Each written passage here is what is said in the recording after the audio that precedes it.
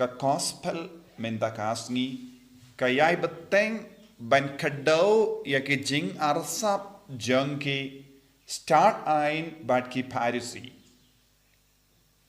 kilong kiba bat triang ya ka ain jeng Moses Henry kim shimla don satya ya ka jingi sene jeng ubale Kim shimla bishar hawk. Kim shimla eid. Kim shimla imkoid. Kila pinkit halo jankive ya ki jinkit ki bakia. But kila perking halor barro ka ain ka rule. Henry yala depan kim shim don kano ka akor ka buram. Badu Jesu keren. Korea kini ki beriu ula ong pi riu arsap pi ki ba matla pi ki ba nguit ya ka ut haba ya ka mait pat pi pen kuit na ka jingti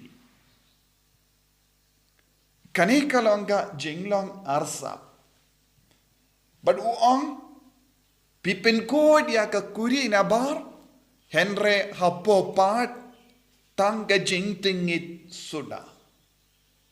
Pipeliang, pipinku dia ke peliang nabar, Henry pibam, but pim ha ke peliang kabajakelia Hapoh, Jaboh Hapoh, bun gijimbam kuid.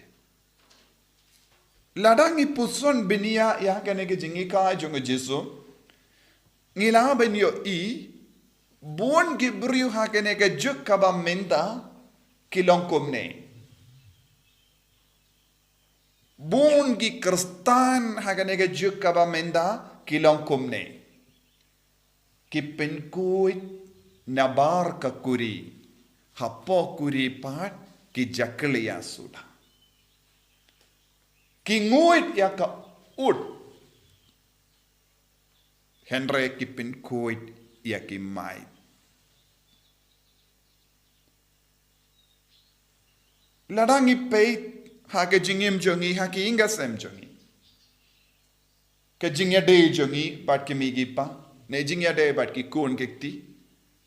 Ne halor ka kam kur. Ngila banyoi kum kini ki jingjia. Kajia shai kadam. Ka pao shabar kumne.